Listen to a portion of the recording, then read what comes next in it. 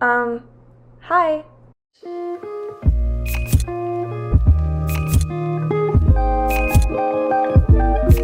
Alright, hello guys, welcome back to my channel. If you're brand new here, my name is Nikki and this is my book nook, and this is not how I wanted to start this video. To be quite honest, it's like midnight right now and I just sat down to start editing it, and yeah, the first clip that I took just poof, gone into the ether. Everything where I'm introducing myself in this video, it's gone. I don't know what happened to it. So this is what we're doing now. My dishwasher's running in the background. My cats are running around. Not very aesthetic, but it is real life. So I guess that makes sense because the whole point of this video is for you guys to get to know me a little bit better, because I realized the other day I have not done a Q&A in a very long time, and a lot has happened in the last year or so, and there's a lot of new faces on this channel. The little book nook just continues to grow. So yeah, I asked you guys if you had any questions for me on my YouTube community tab and on my Instagram, which, by the way, if you are not following me on Instagram, I highly recommend that you do. That is definitely the platform that I am the most active on.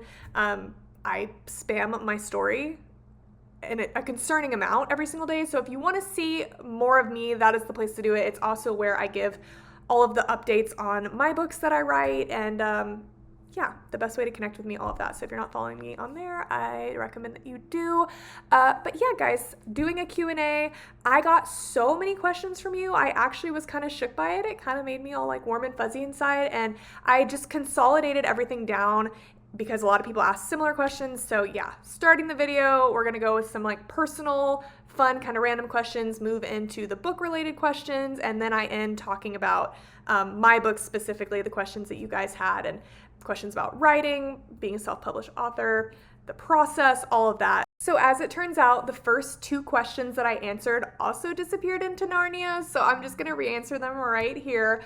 The first one was people just wanting to know generally my age, where I'm from, my career, all of that. So yes, I am 26 years old. I currently live in Dallas, Texas, but I am from a small town outside of Houston, Texas, and my company that I work for is actually based in Houston. I've worked there for about 5 years now, and yeah, I started out in Houston, but eventually transitioned into remote work once I moved to Dallas. I am a marketing coordinator at a research organization, and I am over our events and social media. So the biggest part of my job is there's this really big annual conference that we have that I pretty much run.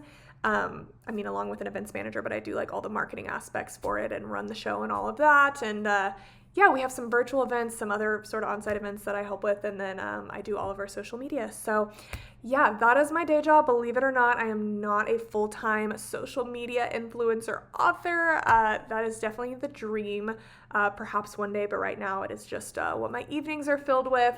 But yeah, I mean, as far as a corporate job, I really like marketing. It's definitely what I feel suits me the best. It gives me the opportunity to be creative, and I just think I have that kind of mind. So yeah, I do enjoy it.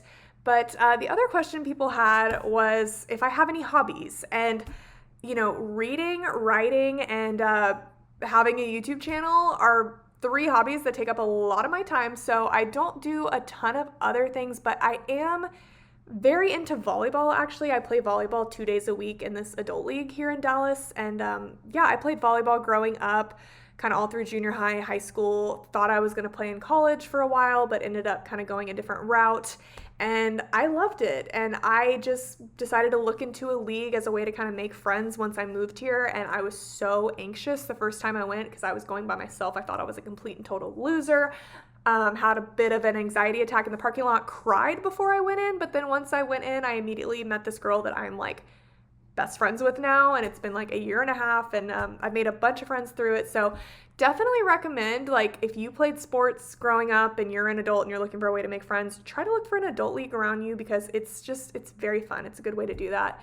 But other than that, these aren't really hobbies, but more so interests, because whenever I'm interested in something, it kind of becomes a hobby. I have a bit of an obsessive personality, so I'm a really big hockey fan. I follow the Dallas Stars specifically, and yeah, I don't miss a game. I watch every single game. It's a very big part of my life. I go to games really often, pretty much like every other week I'm at a game with my friends, and I just love hockey so much. It's the best sport in the world. But also a big Formula One girly, so I am also up all hours of the day and night for whatever race they're racing in any part of the world. And yeah, I guess those are my main sort of hobbies. I also paint a little bit. I kind of get in and out of painting every few years, and I really love it. It's especially like, I don't know, I've gotten into it recently, and I've painted a few things for my apartment, and it's just so nice to not look at a screen for some time, you know? I feel like that's a good hobby that I need to do a little bit more of. But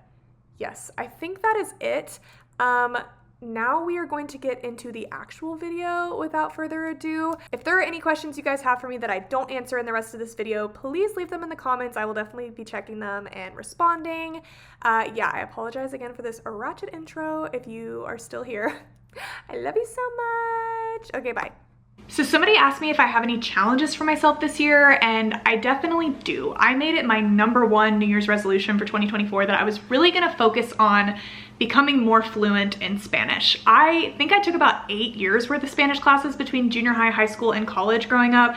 It was always my favorite class, and I was really good at it academically, but it is two entirely different beasts, being good at a language on paper and then actually like speaking it, being fluent. So yeah, I've just made a point to really immerse myself in it this year. I practice it every single day. Duolingo is my best friend, but I also listen to some podcasts. I listen to the radio whenever I'm alone in the car in Spanish, and I've been watching some TV shows, movies, but yeah, it's one of those things, if you don't use it, you lose it. And yeah, puedo leer español muy bien, puedo escuchar bastante bien, pero hablar es más difícil. Entonces, tengo que practicar. Okay, everyone that speaks Spanish can unfollow me now. I don't know, guys, maybe motivate me. I've been telling myself I want to like start filming little TikToks talking about books in Spanish, and maybe even a YouTube video, but yeah, it's just hard. It's intimidating. You don't want to sound stupid, but I would never think someone trying to learn English sounds stupid when they're attempting to speak it. So I need to just do it. I had a few people ask me what my favorite vacation spot is, favorite place to travel, and I don't know the answer to that. I'm definitely more of a mountains and tree kind of girl rather than like a beach, island, tropical kind of girl. I love trees so much. They make me emotional.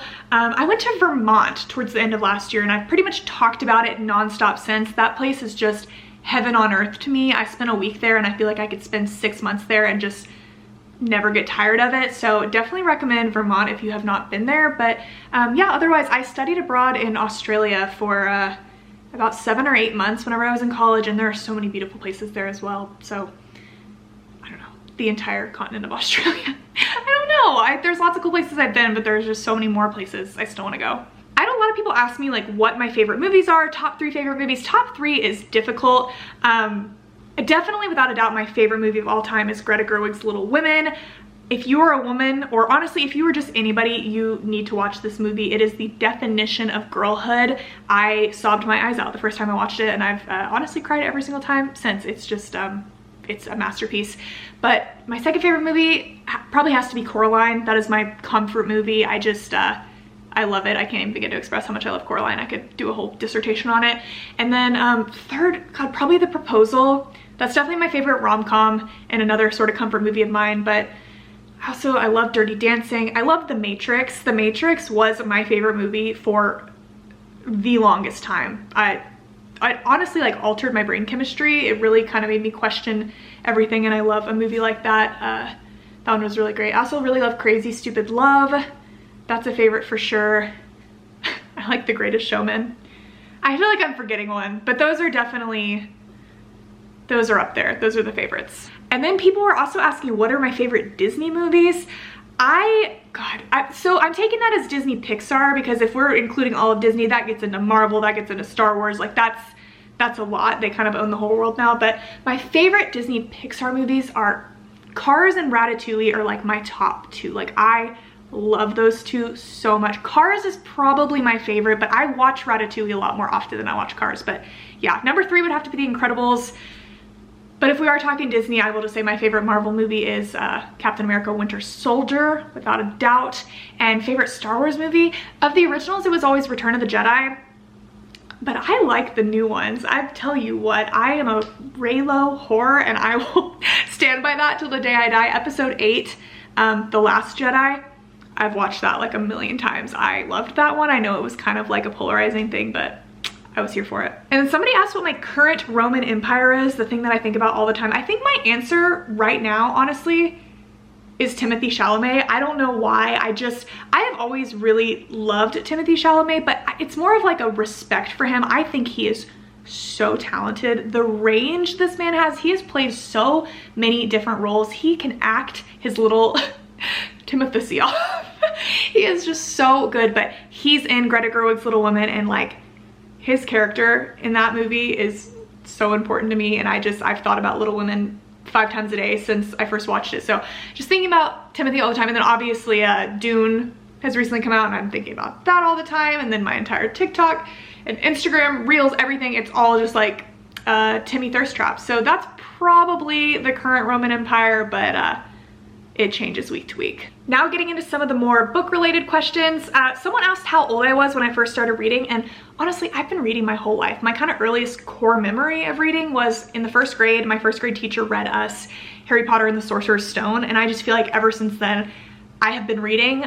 We had this like reading program whenever I was in elementary school that you could check out books from the library, and then you could take quizzes on them, and you would get like a certain amount of points based on like how well you did and how big the book was, and you got this like sort of chain necklace that you got to put dog tags on for like all your milestones of points you would get to, and that really motivated me. I read like crazy, and I ended up getting the most points I think in the entire school. It was at least my entire grade. That was my whole elementary school, and then yeah, I've kind of read my whole life. I took like a little break in college just because I was so busy between being a student and working and studying in all of my free time. But yeah, really like hardcore rediscovered my love of it in the pandemic, like I think so many people did. But yeah, the short answer is pretty much always. My favorite and least favorite tropes. Lots of questions on this. I always kind of say my holy trinity of tropes has to be, I love enemies to lovers, but specifically I love enemies to lovers workplace romance. That hits for me every time. An office romance, a boss employee romance. There's so many like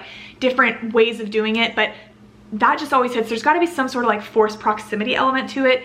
I love that. Also fake dating. I just love fake dating. When you don't know like what's real, what's fake, like what's just for show, like when are we crossing that line? I'm just a big fake dating girl. I will always love that trope. And then the third would probably be like, or I don't even know, are we at 3? I love childhood friends to strangers to lovers. Again, I'm very specific, but I like, you know, I always used to kind of hate on the friends to lovers trope. It wasn't really my thing, but when I discovered this very specific type of trope, oh, it hits. Like whenever they have such a long history and they've known each other like all their lives, but then usually they like almost become lovers and something ends up like coming between them. They go their separate ways and then they reunite in adulthood, and you're kind of seeing all that tension between them and trying to figure out what happened. That very specific trope, definitely like one of my absolute favorites.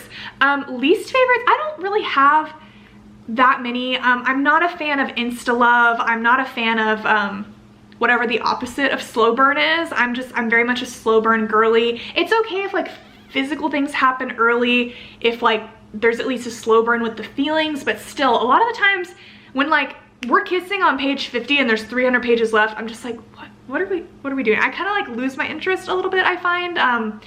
Also, accidental pregnancy is just really not my thing. It's just in the phase of life that I'm in, it's not something that really interests me. A lot of times it ends up being like sweet and cute, but I just find it to be so stressful, and I'm like, can we get the babies out of my romance? But yeah, I think that's a basic overview. What is your favorite book you've read so far in 2024? I am really in my Boys of Tommen era in 2024. I read Saving and Redeeming 6 and absolutely died for it. That I'm definitely gonna be making a video all about that. But if I had to pick like a favorite book I read so far this year, I think it has to be The Secret History by Donna Tartt. And that really leads me into the next question that I got a bunch of times. People have been asking me like, do you feel like your tastes are changing in books as you're getting older and, you know, just in general? And I think it really is. I don't know. I kind of feel like I got into a rut last year of just kind of reading like quantity over quality. And I've just found like specifically when it comes to rom-coms, a lot of them kind of were running together for me and just not hitting the same. This year I really want to make an effort to just be really intentional with my reading and slow down and really get to like absorb it, take it in. And yeah, I really feel like lately I'm more into books that really just make me feel something, whether it's, you know, it's an emotional book, or it's kind of like a, I don't know, a literary fiction, something that just feels very raw and real, or maybe it's a psychological thriller. It doesn't have to be something like super deep, but just books that really grip me is kind of what I'm saying, and less of the sort of like fluffy books, less of the just popular books that you kind of see on Book Talk. I've been kind of like steering away from a little bit, and I feel like The Secret History is a perfect kind of example of the types of books I'm wanting to read this year. This was kind of like a dark academia, a bit of a mystery, a bit of a thriller. It was very, I don't know, it kind of felt like a fever dream, and I loved every second of it, and I definitely want to read more books like this year for sure. A couple people asked if I prefer books to become TV show adaptations or movie adaptations, and my opinion on this has changed over time. I used to totally be team movie. I'm like, a book is like a singular story. I like that a movie is also just like, you know, here it is. Here's the book. It is a singular movie. You can just rewatch it time and time again. But my opinion has totally changed on that, because TV shows are the way to go. You get so many more details in there when you have 8 hours versus like 2 hours to tell a story, and there have been so many good like book to TV adaptations as of recently, and yeah, I think it's just the way to go. There's so much more opportunity to really tell it all. A green flag in a book boyfriend that is a red flag for men in real life. I would probably say when they kill other men for speaking or looking at you. Probably shouldn't do that in real life, but in a book, yeah, it's gonna do it for me every time. Bunch of people were asking like my favorite main characters of all time, or book characters that I've related the most to, and I think my like top 3, again, my sort of holy trinity for this, has to be Augustus Waters from The Fault in Our Stars. He was the first character that I ever read where I was like, oh my god, like I feel seen, like somebody understands my brain.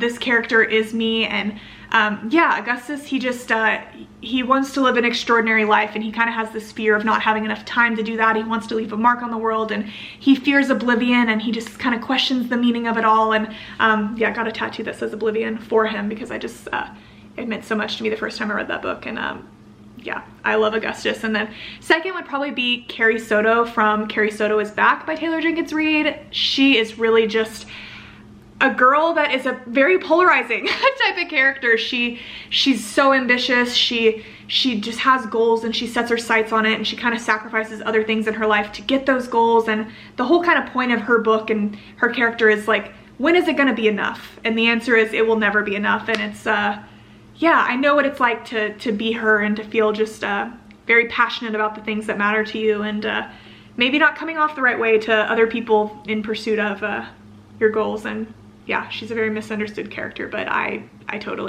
felt her on a spiritual level. And then third would have to be Connell Waldron from Normal People by Sally Rooney. God, this poor boy. He's another one that I feel like people either kind of love or hate. He's just, he's very complex.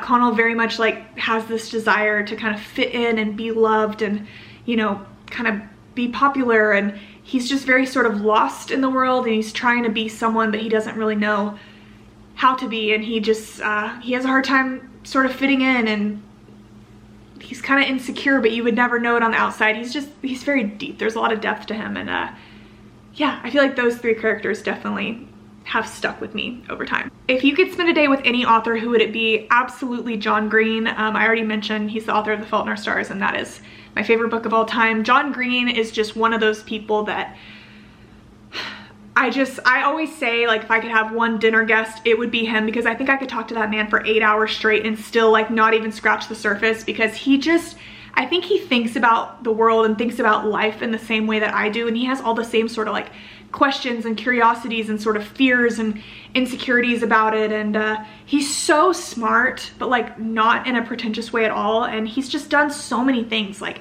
he was like a YouTuber, and he taught me US history growing up. Him and his brother would do these crash course videos, and I learned most of US history through his videos. And then I read The Fault in Our Stars and turned it over, and I was like, oh my god, there's that guy that taught me US history. And yeah, he's written several books, and he's so smart, and he's so wise, and he's so down to earth at the same time. And so yeah, every book he's ever written has really spoken to like a certain part of me, so I would love to spend a day with him. That would be an absolute dream. And then someone asked who is your first book boyfriend and who is your current book boyfriend, and how have your tastes in book boyfriends changed? My first book boyfriend, definitely Edward Cullen from Twilight. I was like 9 years old reading that book, and he was the first fictional man on paper that gave me all the warms and fuzzies and butterflies in my tummy. And I think my current book boyfriend has to be Joey Lynch from The Boys of Tommen. He really stole my heart. I love a sort of like broken bad boy. I feel like that has been in my taste in book boyfriends forever. So I think the answer is my taste has not really changed, because that's what I like. The boys that, you know, come off very smooth and maybe a little dangerous, maybe a little bad, but then you just find out there's so much to them, and they've been through a lot, and maybe they have sort of like a dark past and something that haunts them, and they have the, you know, a weak spot, and usually there's just one girl that can heal him. I love that kind of book boyfriend. So Joey Lynch is definitely my current, but Julian Hates from the Magnolia Parks universe is up there. I love him so much. But yeah. So now moving into questions specifically about my books, writing, publishing, being an author, all of those things. Very quickly, for those of you that do not know, I actually write my own books. I have written 3 and I'm working on my 4th. They are all available on Amazon, free to read with Kindle Unlimited. But yeah, just very quickly, When Fate Breaks is a childhood friends to strangers to lovers story, that very specific trope that I just talked about that I love so much. Something Rad is an enemies to lovers fake dating story that is set in the 80s. And my most recent release is Between the Blue. It is an enemies to lovers workplace romance that is about a hockey player and the team's photographer. So yeah, I got a lot of questions about like my writing process, how I sort of balance writing and working, and my answer to the writing process question, I always get it, and for me it's like, it's different for everybody. I think there are some people that very heavily outline and plan their books, and then there are people that don't do that at all. And I have found I kind of fall somewhere in between. To some extent, I do plan a little bit. I definitely kind of didn't early on. I was very against that. I'm like, no, I just need to be creative. I need to go with the flow. But I have found over writing 3 books that some planning is very helpful and, in my opinion, a little bit necessary. But yeah, the hardest part of it all is simply just getting started. So it's about finding that balance between planning, knowing what you're doing, sort of getting your idea, but then you also have to start writing, because if you don't start, it'll never get done. And you can always go back and edit, but if you don't start, you're just not gonna have a book. So yeah, my process is I usually kind of come up with an idea. Usually it is like a singular sort of scene, or maybe it's a line of dialogue. Honestly, for all of my books so far, I feel like it's kind of been the line that involves the title reveal, like what the book is about and what that means. And then yeah, from there I just kind of start building a story around it. It's a lot of just thinking about it when I'm in the shower, on walks, whatever. And then usually I kind of start writing the first few chapters, and then from there I'll sort of take a break and really kind of focus on outlining and think about like what are, you know, I'll kind of outline in chunks. I find like I'll outline a little bit and then I'll start to write. A lot of times what I outline is not exactly what ends up happening, because you kind of have to go with the flow a little bit. But yeah, they've all been different. I have a couple of my books, there's like past and present timelines, so that's a very different writing process to just, you know, a general straightforward all present day book. Also, some of them are like dual point of view, and that changes things. So yeah, there's lots of ways to do it, and I really don't have one recommendation, but you just have to find what works for you. And like I said, the main thing is just starting. And then people asking like if there's a schedule I follow, how I balance it all, you know. Some people are asking like, do I get burnt out?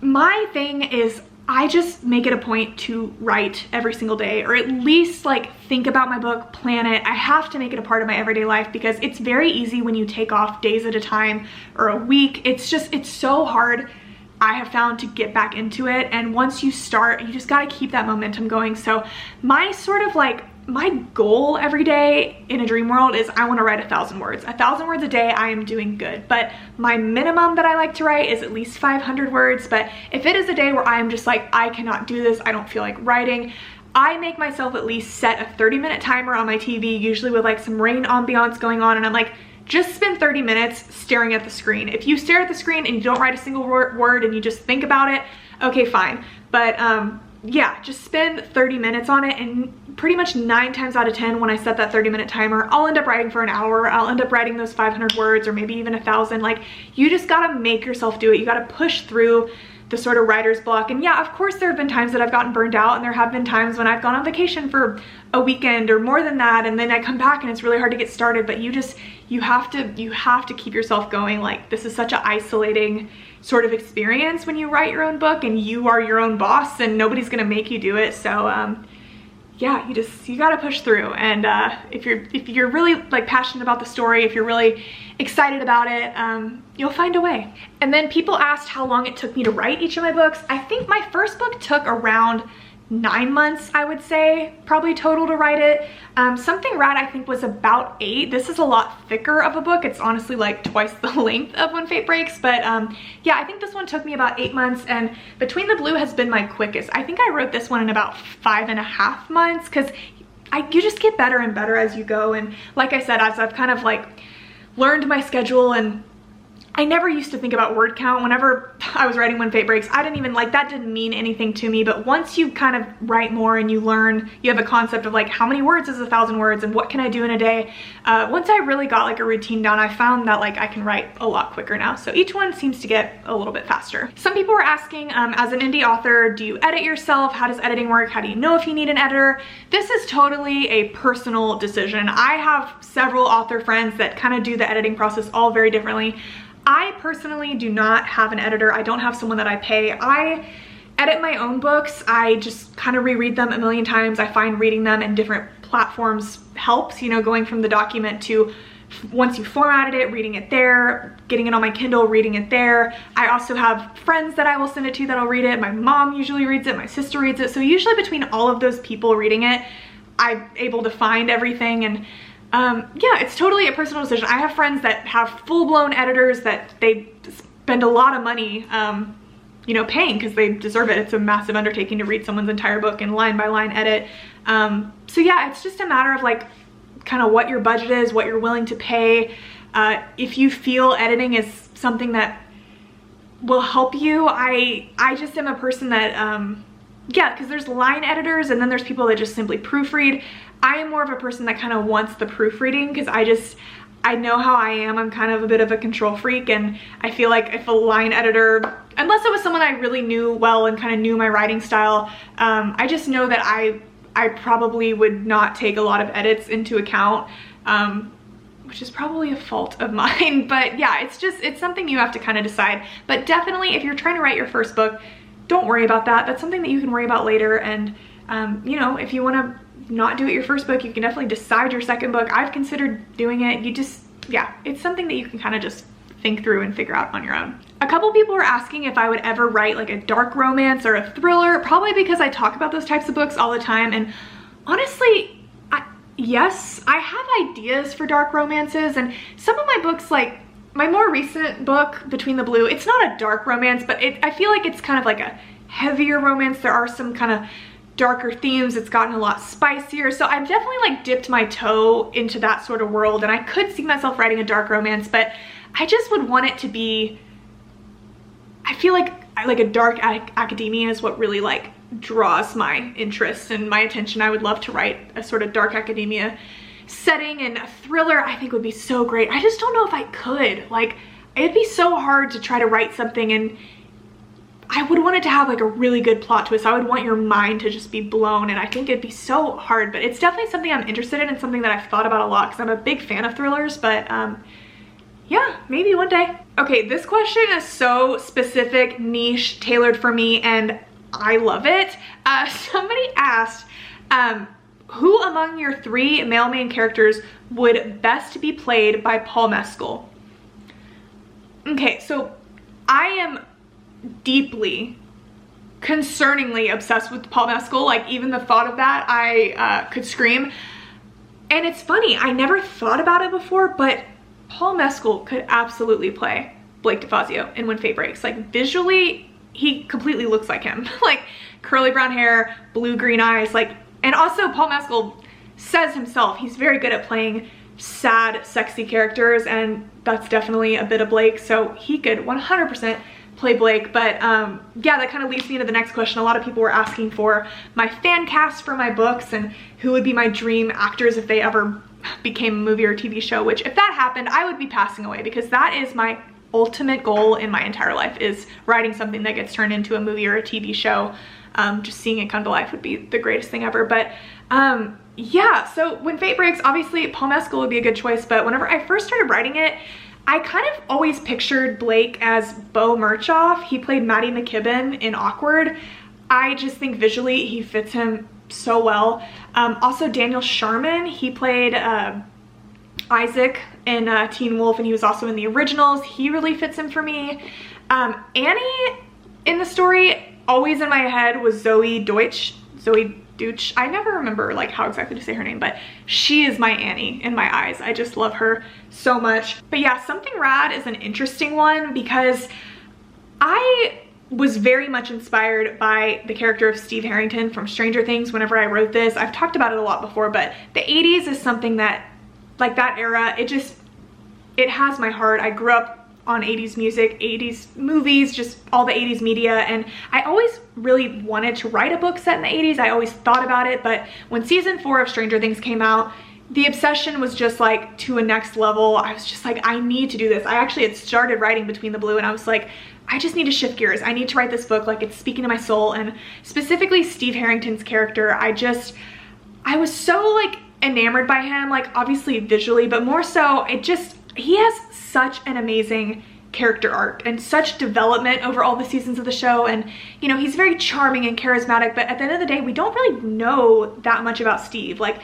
his personal life, his family life. We don't really get to see that. And so it just like had me thinking. I was like, what's really going on with Steve and a character like that? So I got inspired by that, and that's where Robbie Summers was born, who's the character in this book. But obviously, like, this is not a Stranger Things fan fiction in the slightest. It is set in California, a totally different place, completely different story. And Robbie just became his own character and sort of evolved, but he did start from Joe Keery, Steve Harrington. So like naturally that's kind of how I picture him, but I wouldn't want him to play him because I don't feel like that's Robbie. But yeah, I don't really know. Robbie's difficult for me. I feel like Nicholas Galitzine could play him, maybe. Like that's kind of the only person that comes to mind, but Robbie has really evolved in my head over how I picture him. And I know this is so random, but Vinnie Hacker, I think he could play Robbie so well. I don't even know that he acts, but something about him, like he's got the Robbie Summer riz. Like I could see it, and I'd pay money to see it. But Sarah Cooper is the female main character in this book. She has very sort of distinct features. She has like very red hair, and she has like these gray eyes that are a big part of the story.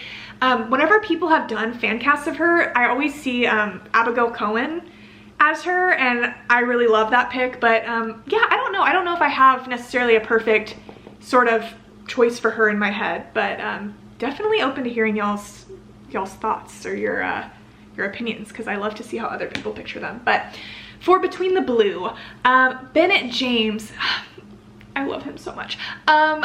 He visually, my sort of visual muse for him was Jamie Benn from the Dallas Stars. Again, visual muse from there, became his own character, and over time in my head he's kind of morphed. And so yeah, the first sort of actor that comes to mind to play him would probably be Matthew Daddario. He's got that tall, dark, and handsome to him, and his eye color is just perfect. Like I really think he could pull off Bennett James. But yeah, the female character in this book is named Addison Dixon, and she's got this like strawberry blonde, you know, red kind of hair and very green eyes. And yeah, I don't totally know of like an actress off the top of my head that could play her. There are a couple of like influencers that I always picture as her. Kennedy Walsh, a lot of the times like I see her and I think about Addie, but there is this girl named Madeline Ford is her name. She's literally Addie to me, like carbon copy. Whenever I see her and she pops up on my TikTok, I'm like, this is Addie Dixon. Like she posted some pictures in the snow on her Instagram, and I was like, this is literally my character. Like that is totally how I picture her in my head. But yeah, if you guys have any suggestions for fan cast, it is seriously my favorite thing whenever I see people make posts and stuff where they include who they picture, because I feel like everyone sees people differently, and it's just super interesting. So many of you decided to be very rude and ask me which of my books is my favorite, or you also asked me like F, marry, kill your 3 male main characters. Questions like that you just like can't ask an author. Like it's literally asking me to pick a favorite child. I hate this question, but I will answer it. I mean, all of my books are so special to me and so important to me, and I'm so proud of all of them. When Fate Breaks, you know, was my first baby, I still love it. I always see people say like, oh, my first book, like I hated it, I cringe whenever I think about it, and I don't feel that way at all about this book. I'm so proud of it. You know, it was that childhood friends to lovers story that I really dreamed of writing, and it has dual timelines. It was a big undertaking for my first book, and I really love it, and it's so sweet, and it's so, it's got this like childhood nostalgia to it that I love. And you know, I feel like Between the Blue, because it's my most recent book, I feel that this is my best work, which I feel like naturally it should be, because like you should kind of get better as you keep going. And I think this one, again, by this point, like I really learned how to outline and plan, and I feel like it was just a very kind of tight story, and I was just very proud of the way it played out. And I think it's really good. I really love this book so much.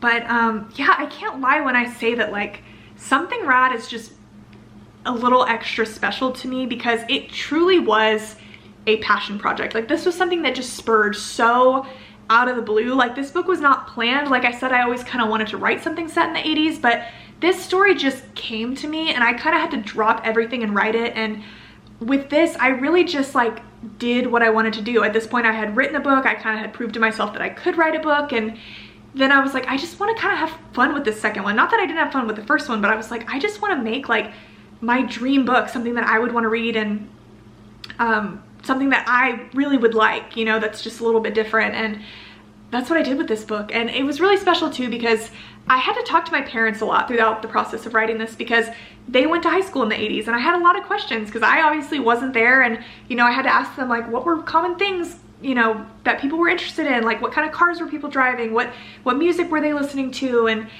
you know, what were they wearing, like so many specific questions that I would just call them up at all hours of the night and ask them. And that was really fun to get to like hear about their high school experience, because I wanted to make this book so authentically 80s. I wanted someone that went to high school in the 80s to be able to pick it up and just feel like transported back. So yeah, and I really I just wrote my little heart out whenever I wrote this book, and it ended up being nearly 700 pages, which I did not plan for or anticipate, but I've edited the thing a million times, and I'm like, there's not a single thing that I can take out of here. Like every little bit adds to the story, and I stand by it, and I love it. And yeah, I feel like this book definitely has like the least sort of hype of my books, I guess.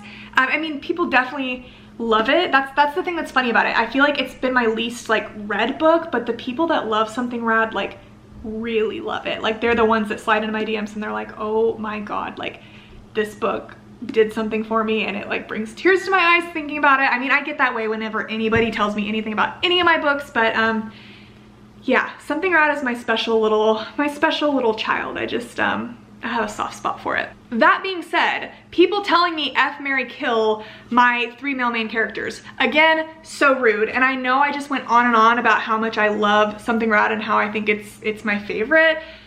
But I do know, just personally, me, adore Robbie Summers. He's so complex. He's everything to me.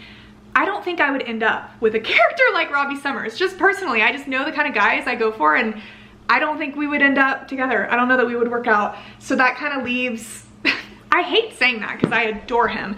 But yeah, that leaves Blake and Bennett, and that's so hard. Blake, like this story is so much more like wholesome and sweet and childhood lover, and I adore Blake. I mean, he's everything. He is that definition of husband material. So I know that I need to marry him, and I need to just F Bennett. But Bennett's so special to me. I love Bennett.